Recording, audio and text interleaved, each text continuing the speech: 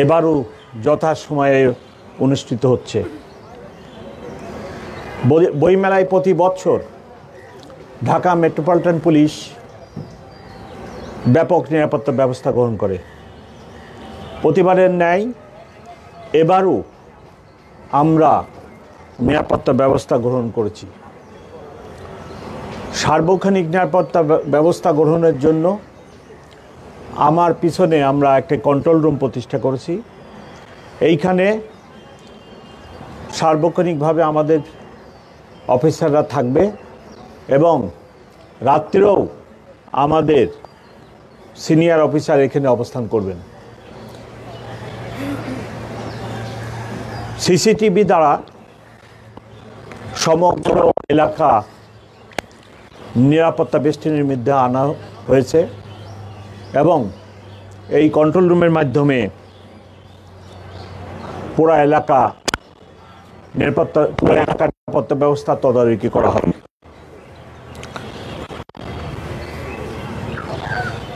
আমাদের ব্যাপক সংখ্যক অফিসার সার্বক্ষণিকভাবে নিয়োজিত থাকবে।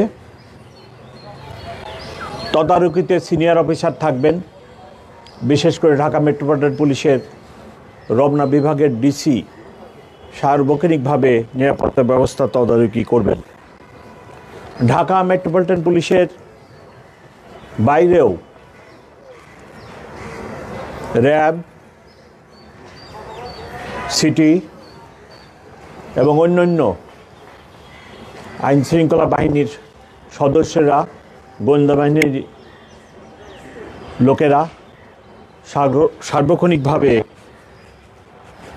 সংগ্রহ এবং নিরাপত্তা ব্যবস্থায় আমাদেরকে সহায়তা করবে। মেটাল ডিটেক্টর, আর্সওয়ে, ম্যানুয়ালি মানুষের দেহ তল্লাশি এগুলো চলবে। বিস্ফোরক দ্রব্য, দাহ্য পদার্থ, মাদক যাতে প্রবেশ না করে তাদের জন্য আমাদের ব্যাপক তল্লাশি থাকবে। ডগ স্কোয়াডও কাজ করবে।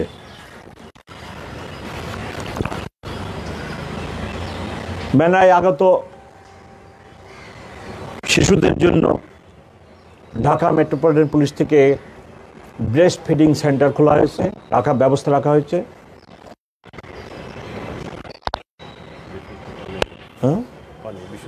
বিশুদ্ধ পানির ব্যবস্থা করা হয়েছে। এবার প্রথমবারের মতো টিএসসি থেকে দোয়েল চত্বর এই জায়গাটা ট্রাফিক সব সময় বন্ধ থাকবে না। আমরা মানুষের দর্শনার্থীদের উপস্থিতির উপর নির্ভর করে কখনো এই জায়গাটা ট্রাফিকিংয়ের জন্য খোলা রাখবো, কখনো বন্ধ রাখবো। কারণ এটি একটি গুরুত্বপূর্ণ পথ। অথবা মেলায় যারা আসবেন, টিএসসিতে যদি আগত মহিলা শিশুদের নেমে এখানে হাঁটে আসতে হয় তাহলে অনেক কষ্টকর হতে পারে। সেই জন্য অনেক সময় বন্ধ রাখবো এবং খোলাও রাখবো।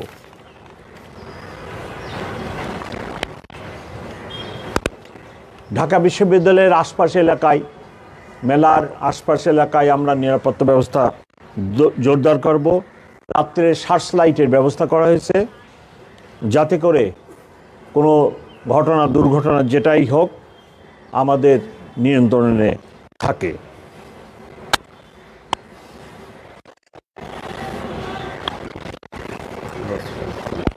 লস্ট অ্যান্ড ফাউন্ড সেন্টার খোলা হয়েছে।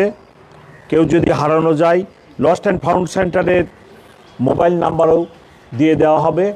কোনো কারণে যদি কোনো শিশু বা অন্য কেউ হারানো যায়, আমাদের সাথে যোগাযোগ করলে লস্ট অ্যান্ড ফাউন্ড সেন্টারে আসলে আমরা তাকে খুঁজে দেওয়ার ব্যবস্থা করব। 3 নেতার মাজার, রাজু ভাষা এলাকা, বিভিন্ন এলাকায় আমরা নিরাপত্তা ব্যবস্থা জোরদার করছি এবং ট্রাফিক ডাইভারশনের ব্যবস্থা দিই। ঢাকা বিশ্ববিদ্যালয় এলাকায় মেলা চলাকালীন সময়ে এবং বিশেষ করে যে 1 মাস মেলা চলবে, এই 1 মাস কোনো ভারী যানবাহন চলাচল করবে না, রাতে এবং দিনে কখনোই চলবে না।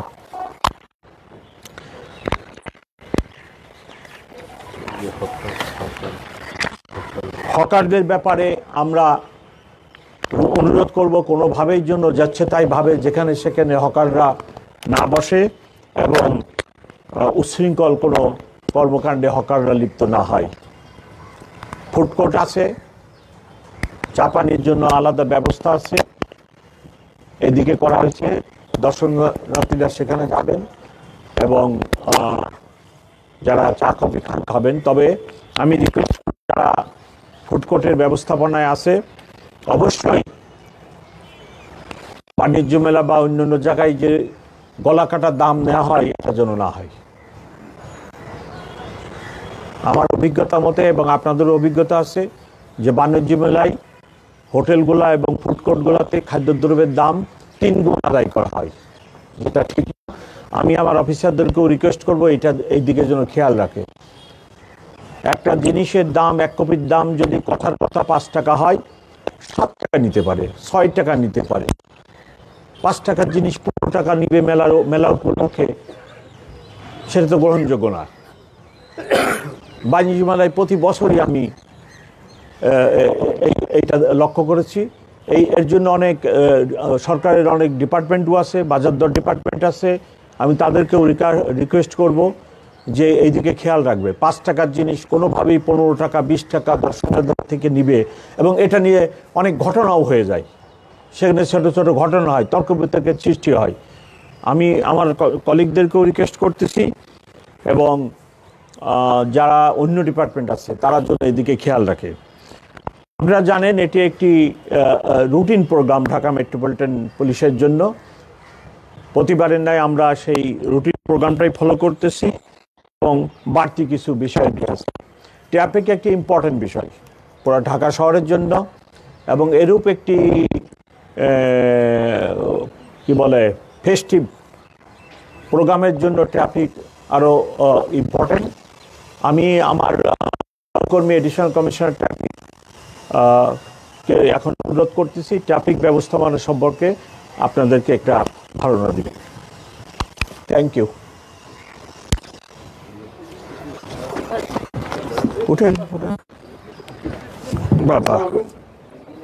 ট্রাফিক ব্যবস্থাপনায় অন্যান্য বছরের তুলনায় যে ব্যতিক্রমগুলো আনা হয়েছে এবছর জনসাধারণের সুবিধার জন্য, সেটা হলো স্যার বলেছেন যে পিএসসি থেকে দৈত্যত্ব কোচিং এই রোডটা মাসব্যাপী 24 ঘন্টা বন্ধ থাকবে না।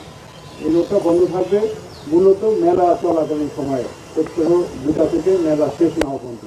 শুক্র শনিবার 10টা থেকে শুরু হবে, মেলা শেষ না হওয়া পর্যন্ত বন্ধ থাকবে। বাকি সময় আমরা জনসাধারণের চলাচলের জন্য রাস্তাটি উন্মুক্ত করে দিব।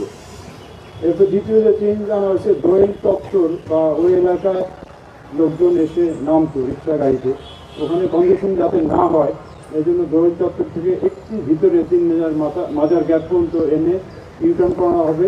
আপনার ম্যাপে দেখতে পাবেন, স্কেচ ম্যাপ দেওয়া আছে অনেক পয়েন্টে, এখানেও দেওয়া আছে। তাহলে ওখানে আর কন্ডিশন হবে না। প্লাস টিএসসি যে মেইন গেট, 1 নম্বর গেট দিয়ে মেলা ঢুকবে, এর আশেপাশে পুরো এলাকা রিক্সা পার্কিং মুক্ত, গাড়ি পার্কিং মুক্ত এবং হকার মুক্ত রাখা হবে। আগেই বলা হয়েছে ইউনিভার্সিটি কর্তৃপক্ষ, মেলা কর্তৃপক্ষের সাথে আলোচনা করে কোনো ক্রমেই কোনো হকার মেলা ঢাকা ইউনিভার্সিটির এলাকার কোনো ফুটপাথ বা রাস্তায় বসবে না। রিক্সা গাড়ি পার্কিং আমরা কোনো ক্রমেই কোথাও হতে দিব না, যাতে সহজেই 3-4 দিক থেকে মেলায় আগত লোকজন কম সময়ে এসে নামতে পারে। সেই জন্য শাহবাগ থেকে টিএসসি পর্যন্ত, লিংকের থেকে টিএসসি পর্যন্ত অন্যান্য রাস্তা যেগুলো আছে সেগুলো সঠিকভাবে সঠিক সময়ে দ্রুত মানুষকে নামিয়ে গাড়িগুলো পার্কিংয়ে পাঠিয়ে দেওয়া হবে। 5টি পার্কিং এলাকা আছে, মহাশিল হল মাঠ, ফরাদি উদ্যান, তারপরে কুলার রোডে আছে, আরেকটা আছে হলো কি বলে জিমনেশিয়াম মাঠ, আর এবং স্যার এটা 5টা পার্কিং এলাকা আছে, এখানে লেখা আছে সবগুলোই। এই পার্কিং এলাকায় যাতে সবাই পার্ক করে। আপনারা ব্রিফিংয়ে আসি, মেলা প্রাঙ্গণে ব্রিফিংয়ে আসি, পরে ফোন দিচ্ছি। মেলা প্রাঙ্গণে ব্রিফিংয়ে আসি, পরে ফোন দিচ্ছি। যাতে পার্কিং এলাকা থেকে লোকজন ওঠে সেই আহ্বান আমরা করতেছি। মেলা প্রাঙ্গণে ব্রিফিংয়ে আসি, পরে ফোন দিচ্ছি। কাছাকাছি যে গাড়িতে উঠলে মেলার এখানে আর যাওয়ার সময় কোনো কন্ডিশন হবে না। এই বিশেষ ব্যবস্থাটা আপনাদের সহযোগিতা আপনারা যদি মিডিয়ার মাধ্যমে সবাইকে জানিয়ে দেন, তাহলে আমরা মনে করি যে ট্রাফিক ব্যবস্থাপনা অন্যান্য বছরের তুলনায় এবার সবচেয়ে ভালো হবে। ধন্যবাদ সবাই।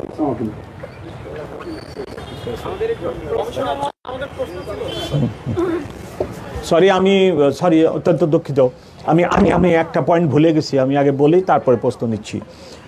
সেটা হলো যে আমি মেলায় যারা স্টল পেয়েছেন, যারা আসবেন সম্মানিত দর্শনার্থী, এবং আপনাদের সবাইকে রিকোয়েস্ট করব মেলা প্রাঙ্গণটা পরিষ্কার রাখার জন্য। আপনারা একটু এখন হাইটে দেখবেন যেন গার্বেজ হয়ে আছে টোটাল মেলা প্রাঙ্গণ। এদিকে যাই দেখেন পুরো গার্বেজ হয়েছে। আমি গাড়ি থেকে নেমেই আমার কলিগদের প্রথমেই বলছি যে অন্যান্য ডিপার্টমেন্ট যারা আছে যাদের এই কাজটা তারা কেন করেনি। তো আমি দর্শনার্থী এবং যারা স্টল পেয়েছেন সবাইকে আমি আন্তরিকভাবে বিনীতভাবে অনুরোধ করব যে যিনারা আসবেন স্টল মালিক সবাই যেন যত্রতত্র এই এই এই পলিথিন ফেলে এই পুরো প্রাঙ্গণকে একটা গার্বেজে পরিণত না করেন। আপনারা জানেন পরিবেশ অধিদপ্তর পলিথিনের ব্যাপারে অভিযান চালাচ্ছে। সেই অভিযান চলাকালীন সময়ে আপনারা ঘুরে দেখেন কি অবস্থা। আমাকে খুব মর্মাহত করছে এই পলিথিনের, দেখেন এইদিকে যে হাইটা দেখেন কি অবস্থা। আমরা পরিষ্কার পরিচ্ছন্নতার ব্যাপারে এত ইগনোর করি, এত উদাসীন। আমার গাড়ি থেকে নেমে বলছি যে কি অবস্থা, টোটাল প্রাঙ্গণ গার্বেজ বানায় ফেলা হয়েছে। তো আমি আমি আমি আপনাদের মাধ্যমে সকলকে অনুরোধ করব স্টল মালিক যিনারা সম্মানিত দর্শনার্থী আসবেন সবাই যেন যে জিনিসটি ব্যবহারের করে ফেলে দেওয়া হয় একটা ডাস্টবিন বা ওই জায়গা যে নির্দিষ্ট জায়গায় ফেলবেন, এটা আমার অনুরোধ। এখন আপনারা যদি কিছু জিজ্ঞেস করেন। সেটা হলো যে আপনি নিশ্চয়ই অবগত আছেন এই বই মেলাকে ঘিরে বেশ কিছু সহিংসতা এবং হামলার ঘটনা লেখক প্রকাশকদের উপর ঘটেছে বিগত সরকারের সময়। সেই সরকার মামলার সূত্র ধরে বেশ কিছুজনকে আটকও করেছিলেন, গ্রেপ্তারও করেছিলেন, আইনি কার্যক্রম চলমান রয়েছে। কিন্তু পরিবর্তিত পরিস্থিতিতে তাদের অভিযুক্ত যারা ছিলেন তারা এখন অনেকেই কারামুক্ত।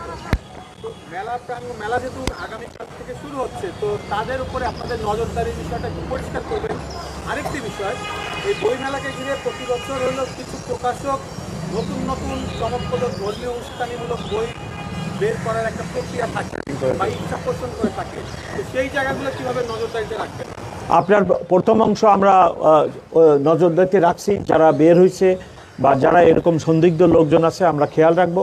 আর দ্বিতীয় অংশ হচ্ছে আমরা সমন্বয় সভা করেছিলাম, সেখানে বাংলা একাডেমির কর্মকর্তারা ছিলেন।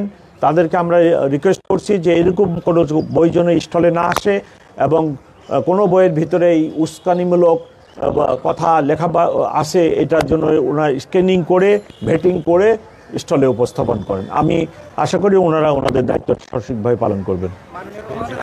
এটা একটু ইনরিস করব না, একটু ইনরিস করি। আমরা এবার বাংলা একাডেমিকে সাজেশন করছি যে আগামীতে, এই বছর ওরা পারবে না, আগামীতে এই নতুন যে বইগুলো প্রকাশনা হবে তার পাণ্ডুলিপি আগেই যেন বাংলা একাডেমিকে জমা দেওয়া হয়।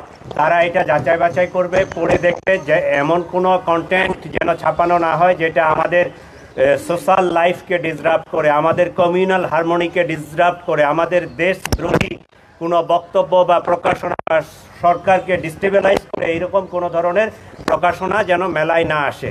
এইটা আমরা রিকোয়েস্ট করেছি বাংলা একাডেমিকে। আশা করি আগামী বছর থেকে তারা আমাদের এটা খুব নোট নিয়েছে, আগামী বছর থেকে এটা আমরা করাইতে পারবো বাংলা একাডেমিকে দিয়ে, যে বই প্রকাশনার আগে পাণ্ডুলিপি তাদেরকে জমা দিতে হবে, তারা অনুমতি দিলেই সেটা শুধু বাংলা একাডেমিতে প্রকাশ হবে। ধন্যবাদ। আমার একটু প্রশ্ন আছে, সেটি হলো ভাষার মাস সরকার পরিবর্তন হয়েছে, নতুন করে মেলা শুরু হচ্ছে সরকার পরিবর্তন হওয়ার পরে সরকারের মধ্যে।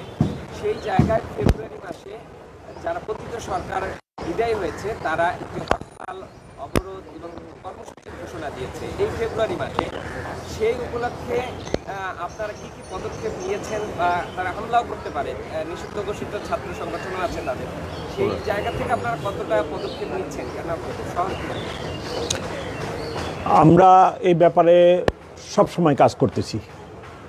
আপনারা প্রায়ই দেখবেন এখন this is the world of media. This is the world of media.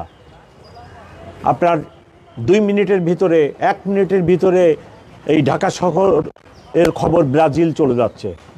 এমনকি যদি টাওয়ার থাকে ব্রাজিলের আমাজন বনভূমিতেও যদি টাওয়ার থাকে কমিউনিকেশন হয়ে যাচ্ছে।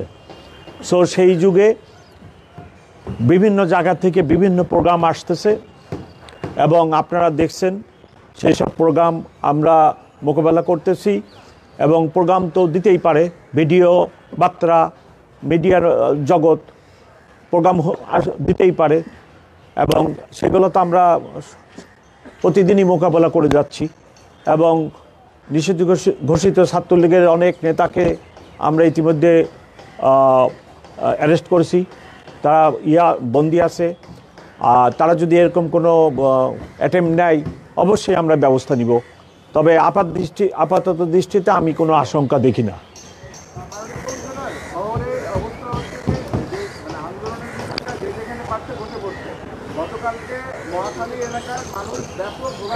বন্ধ করতে বলেছে, 7 থেকে 8 ঘন্টা রাস্তা বন্ধ হয়েছিল, কোনো ইন্টারভেন করতে পারছে না। এই অবস্থায় বইমেলা হলে মানে সামলাবে কিভাবে? মানুষের ইন্টারভেন করতে পারছে না। আমি আপনার পয়েন্টটা বুঝতে পারছি। আমি আগেও আপনাদেরকে বলছি, আপনাদের মাধ্যমে, আপনারা তো আমার মাধ্যম, আমার তো কোনো মাধ্যম নাই, আপনারা আমার মাধ্যম। আপনাদের মাধ্যমে আমি রিকোয়েস্টের আগেও করছি যে ঢাকা শহরের ট্রাফিক অবস্থা বড় ভঙ্গুর, নাজুক, মানুষ কষ্ট পাচ্ছে, আমি নিজেও কষ্ট পাই যে আমার মানুষগুলো এই শহরে বাস করে, আমি তার ট্রাফিক দেখি ঘন্টার পর ঘন্টা তারা রাস্তার মধ্যে আটকে থাকে। 20টা লোক একটা ছোট দাবি দেওয়া নিয়ে রাস্তায় যে রাস্তা ব্লক করতেছে। আমি অনেকবার বাই দিস টাইম আমার 2.5 মাস হয়ে গেছে, 2.5 মাসে অনেকবার আপনাদের সাথে কয়েকবার আমি রিকোয়েস্ট করছি, আপনারা প্লিজ মানুষকে রিকোয়েস্ট করেন যে ছোটোখাটো দাবি দেওয়া নিয়ে আপনারা রাস্তাটা দয়া করে বন্ধ করবেন না। আপনারা ফুটপাতে থাকেন, ফুটপাতে থেকে দাবি দেওয়া আদায় করেন, বলেন, মানববন্ধন করেন ফুটপাতে, কিন্তু আপনার খুবই দুঃখজনক ঘটনা যে কোনো একটা দাবি দেওয়ার আপনারা মোক্ষম স্থল হয়ে গেছে রাস্তা যায় বন্ধ করে দিতে। একটা লোক অ্যাম্বুলেন্সে অসুস্থ আসতে পারতেছে না, একটা বৃদ্ধ লোক যেতে পারতেছে না, একটা মহিলা যেতে পারতেছে না, উত্তরা থেকে রওনা করে মতিঝিলে পৌঁছাতে 7 ঘন্টা লেগে যাচ্ছে। হরিবল কন্ডিশন। সো আমি রিকোয়েস্ট করতেছি সবাইকে আমি রিকোয়েস্ট করি, কালকে রাত্রে 10টা-11টার সময় বাড্ডা রোডে গার্মেন্টস কর্মীরা বেতন পায় না, রাস্তা বন্ধ করে দিচ্ছে। তো আমি তো বিনীতভাবে অনুরোধ করতেছি, আমরা তো পট পরিবর্তনের পরে আমাদের পেশাগত দায়িত্ব এবং আমাদের কর্মধারা পরিবর্তন করছি। আমি ক্ষমাও চেয়ে নিয়েছি, আমার ইন্সপেক্টর জেনারেল ক্ষমা চেয়ে নিয়েছে যে আমার পুলিশ আপনাদেরকে মারতে চায় না, আমরাও মরতে চাই না। আমাদের বাণী এখন একটাই, আমরা কাউকে মারতে চাই না, এদেশের লোক আমরাও মরতে চাই না। আমি কোনো ব্রিটিশ পুলিশ কমিশনার না, আমার ডানে বামে আমার সহকর্মীরা কোনো ব্রিটিশ না, আমি ব্রিটেন থেকে আসি নাই, আমি কোনো কলোনিয়াল পুলিশ কমিশনার না, আমি কলোনিয়াল পুলিশ কমিশনারের মতো আচরণ করতে পারবো না। রাস্তার মধ্যে আমার লোককে আমি লাঠি দিয়ে পিটাতে আমি চাই না। আপনারা দেখছেন ঢাকা বিশ্ববিদ্যালয় এবং 7 কলেজের ঘটনা, হোল 9। আমি সারা রাত ধরে আমার কলিগদের বলছি, আমার ডাইনি এবং বামের দুইজন এডিশনাল কমিশনার আছে, তাদেরকে পাঠাইছি এবং আমি সারা রাত 5 মিনিট পর বলছি কোনোভাবে কোনো লাঠি মাটি ইউজ হবে না। আমি কোনো লাঠি ইউজ করিনি, আমি 1-2টা গ্যাস আর একটু সাউন্ড গ্রেনেড যখন রক্তক্ষয়ী সংঘর্ষে লিপ্ত হওয়ার উপক্রম হয়েছে আমি এটা করছি। আমি তো আমার ছেলেদেরকে নীলক্ষেত দিয়ে ঢাকা বিশ্ববিদ্যালয়ের ক্যাম্পাসে ঢুকতে দিতে পারি না, দিলেই তো বিশাল রক্তক্ষয়ী সংঘর্ষ হতো। সো আপনাদের মাধ্যমে আমার রিকোয়েস্ট, আপনারা ঢাকাবাসীকে বলেন, আমি ঢাকাবাসীর পুলিশ কমিশনার, আমার পবিত্র দায়িত্ব সবাইকে নিরাপদ রাখা। ট্রাফিকও আমার নিয়ন্ত্রণে আসে, কাজ করি। তো সেখানে এই নাজুক ট্রাফিক অবস্থা, তার মধ্যে প্রতিদিন দিনে রাত্রে, ইভেন আজকে শুক্রবার, আজকে আপনারা দেখেন কতগুলো প্রোগ্রাম, কেউ পুলিশ হেডকোয়ার্টার ঘেরাও করবে, কেউ আরও আছে কয়েকটা। আপনারা যদি রাস্তায় এত প্রোগ্রাম করে তাহলে আমরা কীভাবে সম্ভব এটা বলেন, আমাকে বোঝায় বলেন। আপনি এখানে দাঁড়ান, আপনি আমার দায়িত্বটা নেন। আপনি বললেন যে ঢাকা বিশ্ববিদ্যালয় এবং ঢাকার যে 7টি কলেজ এই কলেজগুলোর শিক্ষার্থীদের ভিতর যখন সংঘর্ষ হয়েছিল তখন আপনি কোনো লাঠিচার্জ বা কিছু করতে আপনি বারণ দিয়েছেন। তবে আমরা দেখেছি যে এরই কিছুদিন পূর্বে, এক সপ্তাহ বা 4-5 দিন পূর্বে শাহবাগী কিছু মাদ্রাসা, বিদ্যালয়ী মাদ্রাসার যে শিক্ষকরা তাদের উপর কিন্তু লাঠিচার্জ হয়েছে এবং না, ওটা আমরা শুধু জল কামান, আমরা আমরা আমরা জল কামান দিচ্ছি, আমরা অন্য কিছু করি নাই। আমি টোটালি আমার সহকর্মীদের বলছি কোনো লাঠিচার্জ হবে না। এবং I am training my people. আমি প্রতিদিন আমার অফিসারদের ট্রেন আপ করতেছি, আমার এক্সপার্ট ট্রেনার আছে, যে আমি লাঠিচার্জ করবো না। আমার দেশের লোক, আমি এই দেশের মানুষ, আমি কারোর উপর লাঠিচার্জ করবো না। আর একটা দুইটা বিভিন্ন জায়গায় আমরা মব জাস্টিস দেখতে পাচ্ছি। বইমেলাতে এমন একটা আশঙ্কা অনেকেই প্রকাশ করেছেন যে বইমেলাতে মব হইতে পারে, সে ব্যাপারে আপনাদের বিশেষ কোনো পরিকল্পনা? হবে না, আমাদের সব ব্যবস্থা হবে না, এরূপ কোনো কিছু আমরা ব্যবস্থা নিচ্ছি, হবে না। আপনি লাস্ট মানে খবর প্রশ্ন করছিলেন যে পুলিশ কেন ইন্টারভেন করতে পারছে না, আমি এটাকে বড় করে জানতে চাই আপনার কাছে। আমরা দেখছি যে মানুষ এখন বলছে যে সন্ধ্যার পরে ঢাকা যেন কিছুটা একটু অনিরাপদ মনে করে মানুষ চলাচল করছে। আমরা দেখছি সন্ধ্যার পরেই। আচ্ছা, আপনার পয়েন্ট আমি বুঝতে পারছি। আমার সেকেন্ড প্রশ্নটি শেষ করি, প্রথম প্রশ্ন হয়তো আপনি বলতে পেরেছেন কেন অনিরাপদ। আমার সেকেন্ড প্রশ্ন, আপনি বলছিলেন আলোচনায় আসছে যে নানা ছোটো ছোটো দাবি নিয়ে মানুষ রাস্তায় নামছে, আন্দোলন করছে। এই সমস্ত আন্দোলনের সঙ্গে কি কোনো রাজনৈতিক সম্পৃক্ততার কোনো তথ্য আপনাদের কাছে গোয়েন্দা তথ্য আছে কি? না, আমাদের কাছে রাজনৈতিক তথ্য নেই।